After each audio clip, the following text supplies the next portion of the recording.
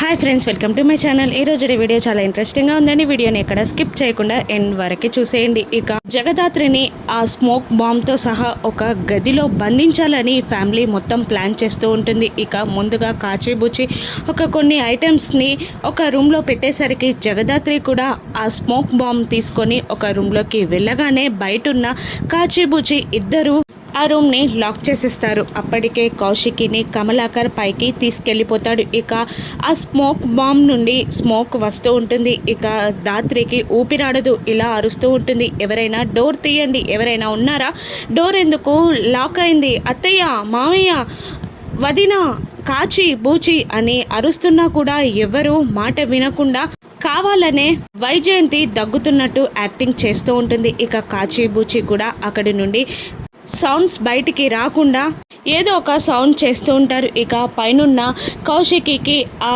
Sound వినబడుతుంది. బాబాయ్ ఎవరో అరుస్తున్నట్టున్నారు, డోర్ కొడుతున్నట్టున్నారు అని కౌశికి అంటుండగా, లేదమ్మా నాకేం వినబడట్లేదు అని కమలాకర్ ఏం అరుస్తున్నా కూడా లేదు నాకు వినబడుతుంది బాబాయ్ అని అంటూ ఇక కిందికి దిగి వస్తూ ఉంటుంది కౌశికి. కానీ అప్పటికే వైజయంతి కిచెన్లోకి వెళ్ళి మిక్సర్ గ్రైండర్ని ఆన్ చేస్తుంది. ఇక దాంతో కౌశికి అంటే మిక్సర్ సౌండ్ అన్నమాట అని అనుకుంటూ మళ్ళీ రూమ్లోకి వెళ్ళిపోతుంది. ఇక జగదాత్రి అరుస్తూనే ఉంటుంది, బాగా దగ్గు వస్తూ ఉంటుంది. ఇక టాప్ అని ఒక పెద్ద సౌండ్ వినబడుతుంది. ఇక కౌశికి ఇలా అంటుంటుంది, ఏదైనా సౌండ్ వినబడిందా బాబాయ్ అని అడుగుతుండగా, అవునమ్మా నాకు వినబడింది, ఏం జరుగుతుందో చూద్దాం పదా అని అంటూ ఏమీ తెలియనట్టు కమలాకర్ కౌశికి ఇద్దరు కిందికి దిగి వచ్చేసరికి ఇక రూమ్ డోర్ ఓపెన్ చేసి వైజయంతి ఇక దాంతో రూమ్లో నుండి కాచి బుచి ఇద్దరు దెబ్బలతో ఇక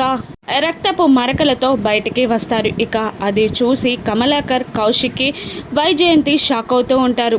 అసలు ఏం జరిగిందంటే ఆ స్మోక్ బాంబ్ నుండి స్మోక్ వస్తూ ఉండగా ఇక ఎవరిని పిలిచినా కూడా డోర్ ఓపెన్ చేయకపోయేసరికి వీళ్ళు కావాలనే నన్ను ఇలా చేస్తున్నట్టున్నారు అని అనుకుంటూ ఇక దాత్రి వెనకాల విండో నుండి బయటికి వచ్చేసి వేరే రూమ్లోకి వెళ్ళిపోతుంది. ఇక దాత్రి అరుపుల సౌండ్ ఆగిపోయేసరికి ఇక లోపలికి వెళ్ళాలని బూచి అంటుండగా, లేదు డాడీ పెద్ద సౌండ్ వచ్చాకే లోపలికి వెళ్ళమని చెప్పారు కదా అని కాచి అంటున్నా కూడా వినకుండా బూచి లోపలికి తీసుకెళ్తాడు. ఇక అక్కడ జగదాత్రి కనబడకపోయేసరికి ఏమైంది అని బూచి అడుగుతున్నగా అప్పుడే బాంబ్ పేలిపోతుంది. దాంతో వాళ్ళకి గాయాలవుతాయి. ఇక కౌశికి వాళ్ళిద్దరిని నిలదీస్తూ ఉంటుంది, ఏమైంది, ఆ గాయాలేంటి, ఆ సౌండ్ ఏంటి అని అంటుండగా ఇక జగదాత్రి ఇలా అంటుంటుంది, ఎవరు తీసిన గోతిలోనే వాళ్ళే పడ్డట్టున్నారు వదిన అని జగదాత్రి అంటూ ఉండగా, ఇక ఏమైందమ్మా, ఏంటి అలా మాట్లాడుతున్నావు అని సురేష్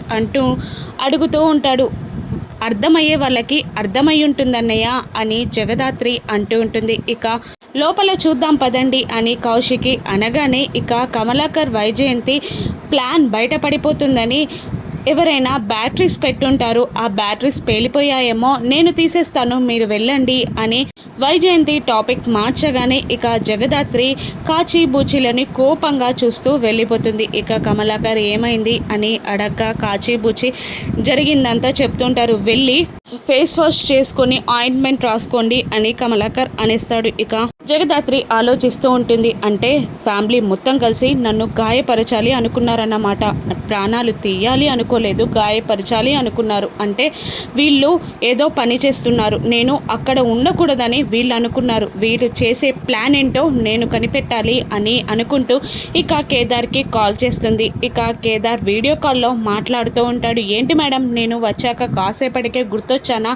అని కేదార్ అంటుండగా, నేను చెప్పే మ్యాటర్ ఏంటి, నువ్వు మాట్లాడే మాటలేంటి అని దాత్రి కాస్త సీరియస్ అవుతూ ఉంటుంది. ఏమైంది మేడం, ఎలాగో ఉన్నారు అని కేదార్ అంటూ ఉండగా, ఇక ఎక్కడున్నావు నువ్వు అని అడుగుతుంటుంది దాత్రి. ఇక సాధు సార్ మలక్పేట్ మల్లేష్ని పట్టుకోమన్నాడు కదా, వెతకడానికి వచ్చాను అని కేదార్ అంటూ ఏమైంది అని అడుగుతుండగా ఇక స్మోక్ బాంబ్ కాచి బూచి ఇక కేదార్కి వాళ్ళు చేసిన పనులన్నీ చెప్పేస్తూ ఉంటుంది. నేను వస్తున్నాను ధాత్రి అని కేదార్ అంటుండగా, వద్దు నేను బాగానే ఉన్నాను, నువ్వు ఇంటికి వచ్చాక కంగారు పడతావని చెప్పానంతే అని ధాత్రి అంటూ ఉంటుంది. ఫ్యామిలీ మొత్తం కలిసి నిన్ను బాంబ్ పెట్టి పేల్చేయాలి అనుకుంటే నన్ను రావద్దంటావేంటి అని కేదార్ అంటుండగా, నేను సేఫ్గానే ఉన్నాను, నువ్వు కంగారు పడకూడదని చెప్పాను, సాధు సార్ చెప్పిన పని పూర్తయ్యాకేరా అని అంటూ ఉంటుంది ధాత్రి. ఓకే టేక్ కేర్, జాగ్రత్త అని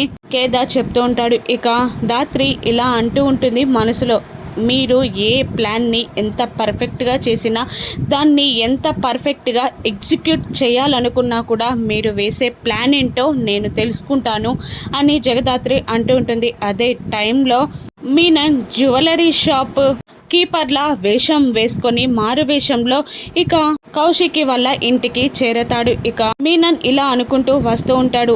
మీనన్ ఏ పని చేసినా పట్టుకోవడం ఎవరి వల్ల కాదు అని ఓవర్ కాన్ఫిడెన్స్తో వస్తూ ఉంటారు. ఇక వస్తున్న మీనన్కి జగదాత్రి ఎదురుపడుతుంది. ఇద్దరు ఒకరినొకరు చూసుకుంటారు. ఇక మీనన్కి జేడి గుర్తొస్తుండగా ధాత్రికి మీనన్ గుర్తొస్తూ ఉంటాడు. ఇక ఇలా అనుకుంటూ ఉంటుంది ధాత్రి, వీన్ని చూస్తే ఎక్కడో చూసినట్టుంది అని అనుకుంటూ ఉండగా ఇక కమలాకర్ ధాత్రిని మీనన్కి పరిచయం చేస్తాడు. ఇక వైజయంతి కమలాకర్ కౌశికి వచ్చి కూర్చోగానే ఇక ఇలా పరిచయం చేసుకుంటూ ఉంటాడు. మీనన్, నా పేరు మోహన్ సింగ్ మేడం, నేను మణికంఠ జ్యువెలర్స్ నుంచి వచ్చాను అని పరిచయం చేసుకొని ఇక నగలని చూపిస్తూ ఉంటాడు. వైజయంతి ఇలా అరుస్తూ ఉంటుంది. అమ్మా నిషి, రేపు సాంగ్యం కోసం నగలు తీసుకొచ్చారు చూద్దురా అని అనగానే ఇక నిషి అంటే యువరాజ్ పంపిన మనిషి వచ్చాడన్నమాట. ధాత్రికి తెలియకుండా నేను పాస్పోర్ట్ అప్పజెప్పాలి యువరాజ్ది అని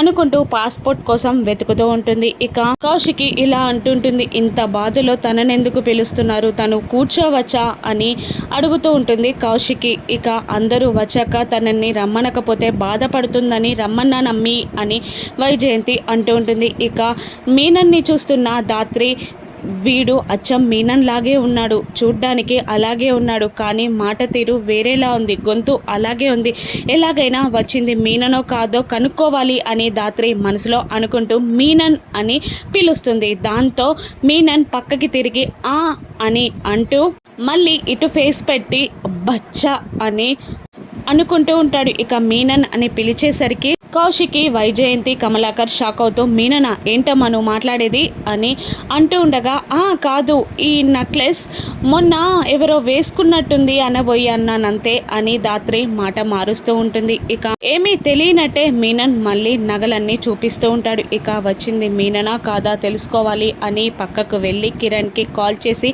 మణికంఠ జ్యువెలర్స్ ఓనర్ నెంబర్ కావాలి అని కిరణ్కి చెప్పగానే ఇమీడియట్గా పంపిస్తాడు కిరణ్. ఇక మణికంఠ జ్యువెలర్స్ ఓనర్కి కాల్ చేసి, నేను వజ్రపాటి కౌశికి ఇంటి నుండి మాట్లాడుతున్నాను, మీ షాప్ నుండి మా ఇంటికి ఎవరైనా నగలు చూపించడానికి వచ్చారా అని అడుగుతుండగా, లేదమ్మా ఇంకా షాప్ కూడా ఓపెన్ చేయలేదు, అయినా అంత పెద్ద ఆర్డర్ అయితే నేనే వస్తాను అని ఆ సేట్జీ చెప్తూ ఉంటారు. ఎవరైనా వచ్చారా అని ఆ సేట్జీ అడుగుతుండగా, అవును మీ మణికంఠ జ్యువెలర్స్ పేరు చెప్పుకొని ఎవరో వచ్చారు అని ధాత్రి అనగానే, అయితే వాడు ఖచ్చితంగా దొంగేనమ్మా, పోలీసులకు కాల్ చేయండి అని సేట్జీ చెప్పగా అలాగే అని ధాత్రి కాల్ కట్ చేస్తుంది. ఇక వెళ్తుండగా అక్కడ మీనన్ కాల్చి పడేసిన సిగరెట్ కూడా కనబడుతుంది. ఆ రోజు మీనన్ని పట్టుకున్న రోజు.